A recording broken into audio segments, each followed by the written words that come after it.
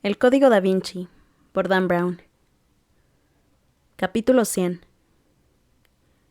El cuerpo del obispo Manuel Aringarosa había soportado muchas formas de dolor, pero el fuego abrasador de la herida de bala que le atravesó el pecho le era totalmente desconocido. No parecía una herida en el cuerpo, sino más bien un dolor en el alma. Abrió los ojos intentando ver, pero la lluvia que le empapaba el rostro le nublaba la visión. ¿Dónde estoy? Notaba unos brazos poderosos que lo sujetaban, que sostenían su cuerpo rígido como si fuera un muñeco de trapo con la sotana al viento. Casi sin fuerzas levantó un brazo, se secó los ojos y vio que el hombre que lo llevaba en brazos era Silas. El enorme albino avanzaba a trompicones por una acera cubierta por la niebla. Pedía a gritos que alguien le indicara el camino para algún hospital, con la voz quebrada por la angustia. Tenía la vista fija al frente y las lágrimas le resbalaban por el rostro blanco y manchado de sangre. «Hijo mío», susurró Aringarosa, «estás herido». Silas bajó la cabeza. En su boca se apreciaba una mueca de dolor. «Lo siento mucho, padre». El sufrimiento le impedía casi hablar. «No, Silas», replicó Aringarosa, «el que lo siente soy yo. Es culpa mía. El maestro me prometió que no habría muertes y yo te pedí que lo obedecieras en todo. He sido demasiado impaciente, demasiado temeroso, y nos han engañado a los dos. El maestro no ha tenido nunca la intención de entregarnos al Santo Grial». Acurrucado entre los brazos del hombre al que había acogido hacía tantos años, Aringarosa sintió que el tiempo daba marcha atrás, que estaba en España, que volvía a sus modestos inicios cuando en Oviedo empezó a construir con Silas una iglesia, y que después estaba en Nueva York, donde había proclamado la gloria de Dios erigiendo el centro del Opus Dei en Lexington Avenue. Hace 5 meses Aringarosa había recibido una terrible noticia. El trabajo de toda una vida amenazaba con desmoronarse. Recordó con todo detalle la reunión en Castel Gandolfo que le había cambiado la vida, las noticias que habían puesto en marcha aquella calamidad. Aringarosa había entrado en la biblioteca astronómica de la Residencia Vaticana con la cabeza bien alta, esperando ser recibido por multitud de manos tendidas en señal de bienvenida, encontrarse con brazos dispuestos a abrazarlo, con hombres impacientes por reconocerle el mérito de ser el representante del catolicismo en América. Pero allí solo había 3 personas.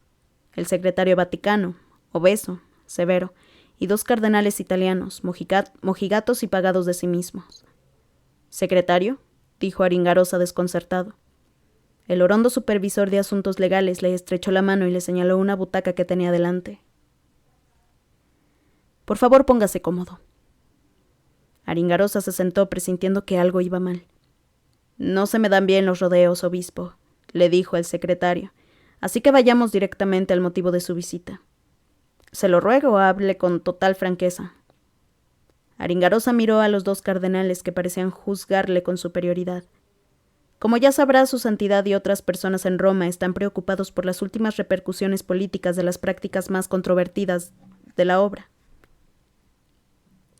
Aringarosa notó que algo se agitaba en su interior.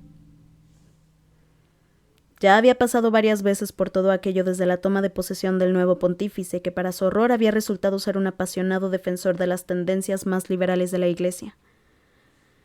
«Permítame asegurarle», añadió al momento el secretario, «que su santidad no desea cambiar nada en su modo de dirigir su ministerio». «Eso espero». «Entonces, ¿para qué estoy aquí?». El secretario suspiró. «Ay, obispo, no sé muy bien cómo decirle delicadamente lo que tengo que comunicarle, así que lo expondré de manera directa. Hace 2 días el Consejo de la Secretaría General votó unánimemente a favor de retirar el apoyo del Vaticano al Opus Dei». Aringarosa estaba seguro de no haber oído bien. «¿Cómo dice?». «Dicho llanamente que dentro de 6 meses a partir de hoy el Opus dejará de considerarse una prelatura del Vaticano. Se convertirá en una iglesia por derecho propio. La Santa Sede se separará de ustedes. Su santidad así lo quiere y ya estamos iniciando los trámites legales». «Pero eso es imposible». «En absoluto. Es muy posible y necesario. Su santidad no se siente cómodo con sus agresivos métodos de reclutamiento y con sus prácticas de mortificación corporal. Además, está su trato a la mujer. Sinceramente, el Opus Dei se ha convertido en una carga y en un motivo de vergüenza». El obispo Aringarosa estaba estupefacto. ¿Motivo de vergüenza? No creo que en realidad esto sea una sorpresa para ustedes. El Opus Dei es la única organización católica con un número creciente de adeptos. Tenemos más de 1000 curas. Es verdad, y es un tema que nos compromete. Aringarosa atacó donde más dolía. Pregúntale a su santidad si la obra era un motivo de vergüenza en 1982, cuando ayudamos a la banca vaticana. La Santa Sede siempre les estará agradecida por ello, replicó el secretario con tono conciliador. Pero aún hay quien cree que su apoyo financiero en 1982 es el único motivo por el que se les concedió el rango de prelatura. Eso no es verdad. Aquella insinuación ofendía profundamente a Aringarosa. Sea como sea, pretendemos actuar de buena fe. Estamos redactando unos términos de separación que incluyan la devolución de ese dinero, que pagaremos en 5 plazos. ¿Pretende comprarme?, inquirió el obispo. ¿Taparme la boca con dinero para que no hable? Si el Opus Dei es la única voz razonable que queda en la iglesia. Uno de los cardenales levantó la vista. Disculpe, ¿ha dicho usted razonable? Aringarosa se apoyó en la mesa y endureció el tono de su voz. ¿De verdad me preguntan por qué los católicos están abandonando la iglesia? Mire a su alrededor, cardenal. La gente ha perdido el respeto. Los rigores de la fe ya no existen. La doctrina se ha convertido en un buffet libre. La abstinencia, la confesión, la comunión, el bautismo, la misa, escojan lo que quieran. Elijan la combinación que más les convenga y olvídense del resto. ¿Qué tipo de guía espiritual ofrece la Iglesia? Las leyes del siglo III no pueden aplicarse a los modernos seguidores de Cristo. Esas reglas no son aplicables en la sociedad de hoy. Pues en el Opus las aplicamos sin problemas. Obispo Aringarosa, intervino el secretario para zanjar la cuestión. Debido al respeto que siente por la relación entre su organización y el anterior papa, su santidad le da 6 meses para que rompan voluntariamente su vínculo con el Vaticano. Les sugiero que para hacerlo aleguen sus diferencias de opinión con Roma y que se establezcan como organización cristiana. Me niego, declaró Aringarosa, y pienso decírselo en persona. Me temo que su santidad no tiene intención de recibirlo. El obispo se puso en pie. No se atreverá a abolir una prelatura personal establecida por un papa anterior. Lo siento. Los ojos del secretario no parpadeaban. El Señor nos lo da y el Señor nos lo quita. Aringarosa había salido de aquella reunión desconcertado, aterrorizado. Al volver a Nueva York se había pasado días mirando por la ventana el perfil de la ciudad abatido, lleno de tristeza por el futuro de la cristiandad.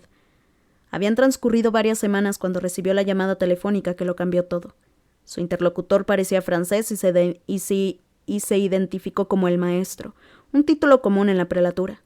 Dijo que conocía los planes del Vaticano de retirar su apoyo a la obra.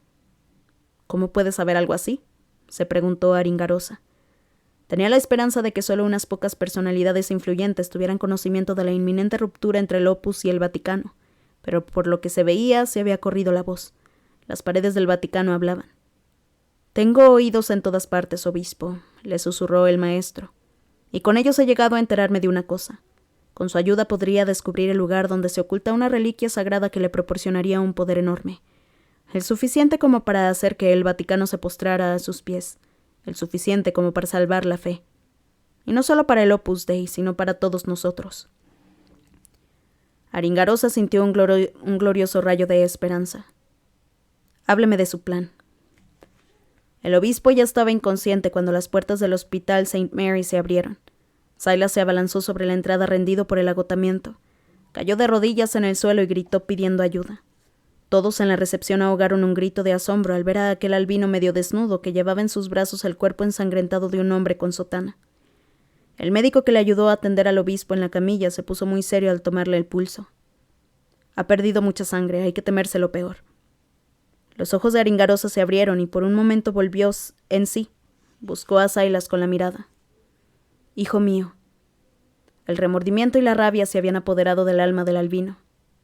«Padre, aunque empeñe en ello toda mi vida, encontraré a quien nos ha engañado y lo mataré». Aringarosa negó con la cabeza y lo miró con tristeza mientras lo preparaban para llevárselo. «Silas, si no has aprendido nada de mí, por favor, aprende esto». Le tomó la mano y se la apretó con fuerza. «El perdón es el mayor regalo de Dios». «Pero, padre...» Aringarosa cerró los ojos. «Silas, reza mucho».